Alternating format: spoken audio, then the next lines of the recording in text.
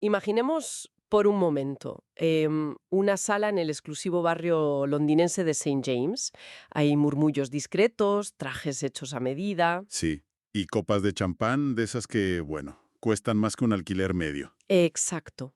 Y justo en el centro, un subastador impecablemente vestido que baja un martillo de madera pulida para adjudicar, no sé, un cuadro de Leonardo da Vinci por 450 millones de dólares. Casi nada, vamos. Es que todo respira una perfección absoluta, ¿eh? Casi coreografiada, como si el caos no pudiera existir ahí. Pero bueno, es puro teatro, desde luego.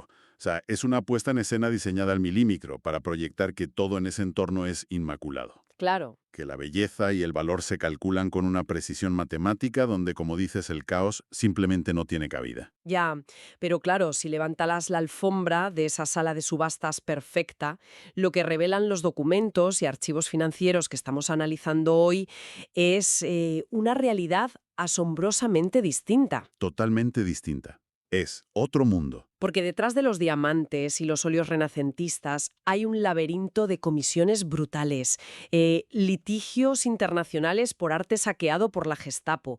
Y prepárate, porque suena surrealista, esqueletos de dinosaurios incautados por agencias contra el blanqueo de capitales. Es que el contraste es brutal.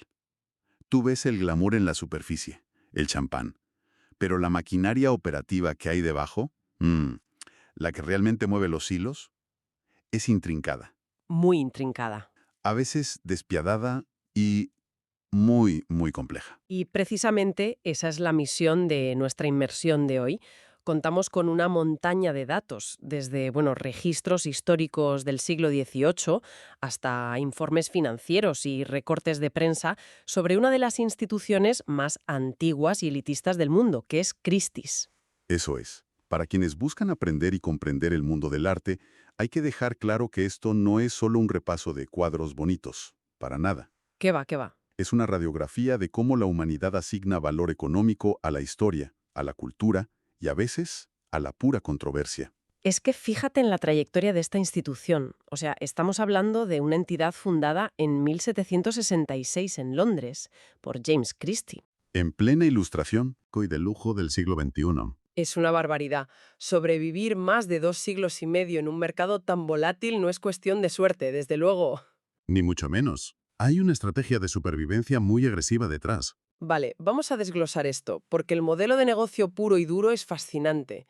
Durante décadas mantuvieron una competencia histórica casi feroz con Sotheby's, Sí, estaban siempre a la gresca. peleando por cada coleccionista, hasta que en 1996 Christie's da el sorpaso y supera a Sotheby's en ventas. Un hito importantísimo en su historia, claro. Pero el verdadero cambio de paradigma, cuando cambian las reglas del juego de verdad, llega en 1998, ¿no? Efectivamente, en el 98.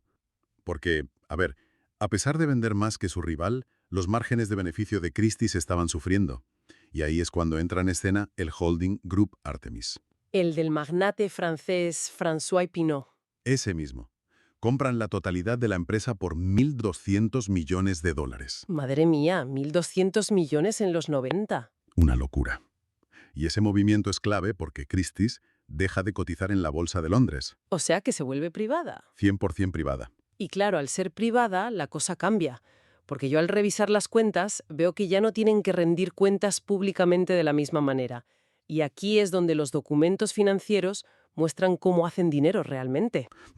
La verdadera máquina de hacer dinero. Es que si lo pensamos bien, operan igual que un casino de altísimo nivel. La casa siempre gana. Y lo hacen a través de las famosas primas del comprador.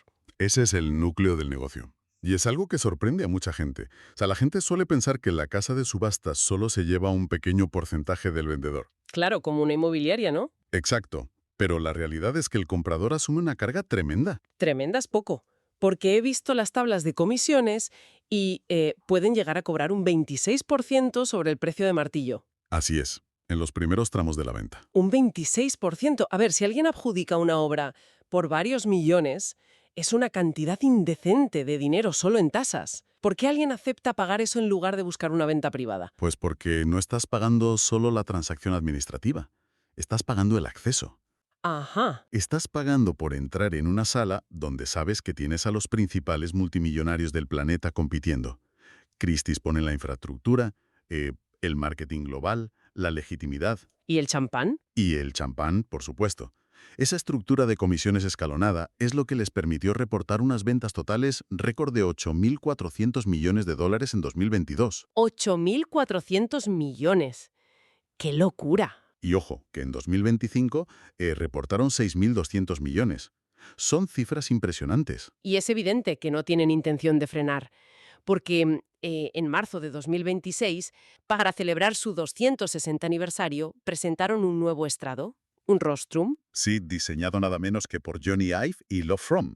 o sea, el ex diseñador estrella de Apple. Tratan el podio de subastas como si fuera el lanzamiento del nuevo iPhone. Y luego está la expansión constante.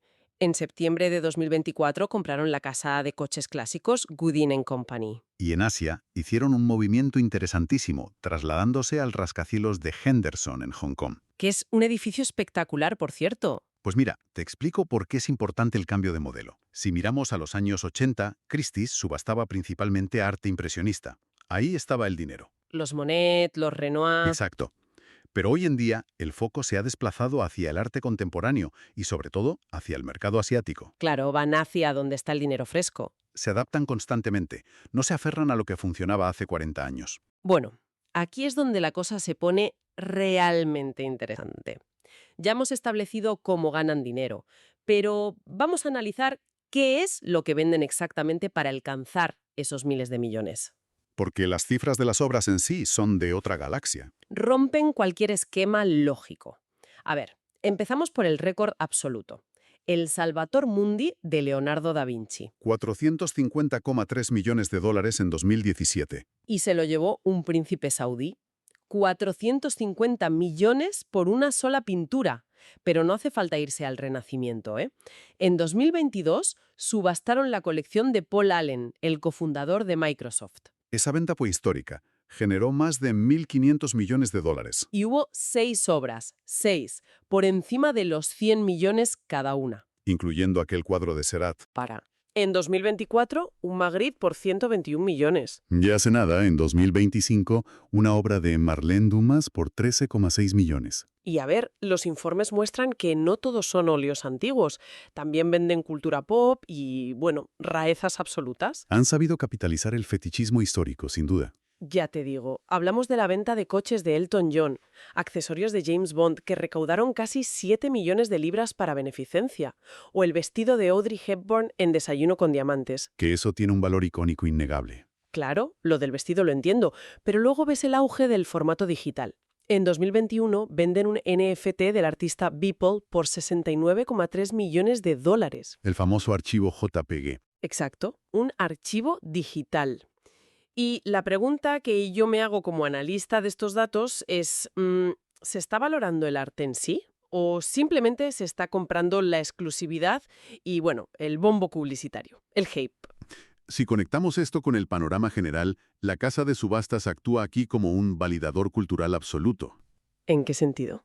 Pues que al aceptar criptomonedas y vender un NFT en una subasta de ese nivel, Christie's no solo vende una obra, otorga legitimidad institucional a toda una nueva clase de activos. O sea, le dicen al mundo, esto ahora es arte con mayúsculas y vale millones. Exactamente.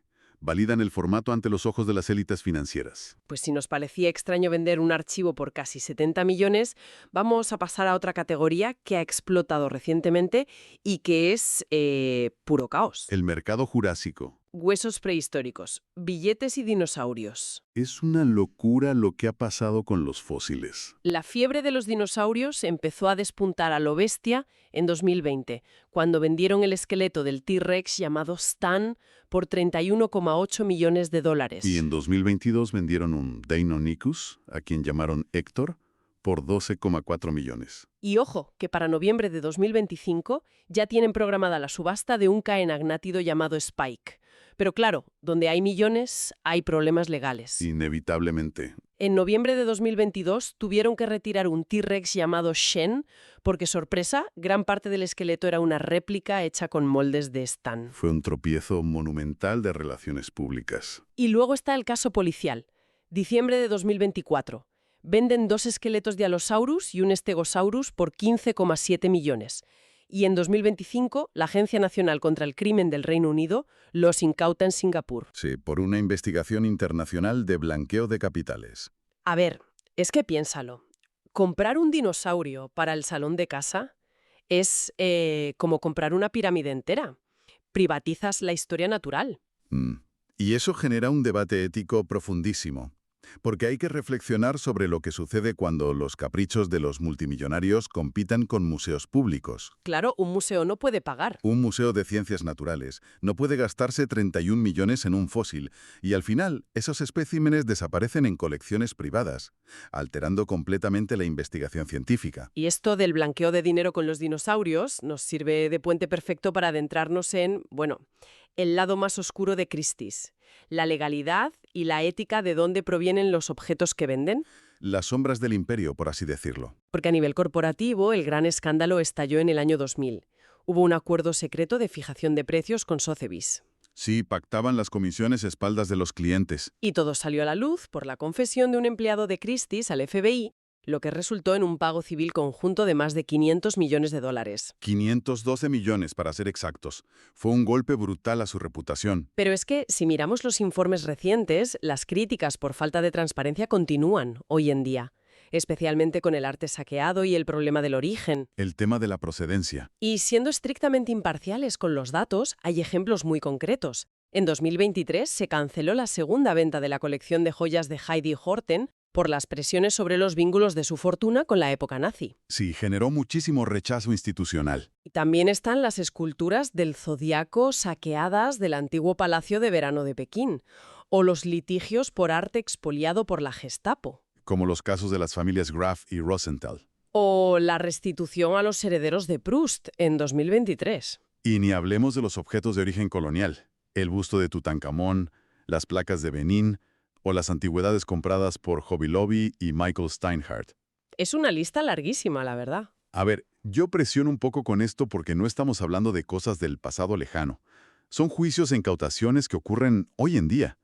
Una casa con tantos recursos y abogados no debería saber mejor qué exactamente lo que está vendiendo. Pues mira, lo fascinante de esto es que la procedencia es, históricamente, el talón de Aquiles del mercado del arte. Por la dificultad de rastrearlo, claro. La historia humana está llena de guerras, de fronteras que cambian, de colonialismo. Rastrear un objeto prístino e inmaculado desde hace 300 años hasta hoy, a menudo, es legalmente imposible. Porque los recibos no existen, supongo. Exacto. Lo que ha obligado a la empresa a establecer normas como exigir documentación anterior al año 2000 para ciertas antigüedades. Pero el filtro perfecto no existe. Y ante esta crisis de confianza, ¿cómo intentan garantizar la autenticidad hoy en día? Porque los documentos muestran que Christie's está buscando soluciones modernas para problemas antiquísimos. Sí, y la respuesta la han encontrado en la tecnología blockchain. El blockchain al rescate. Tal cual.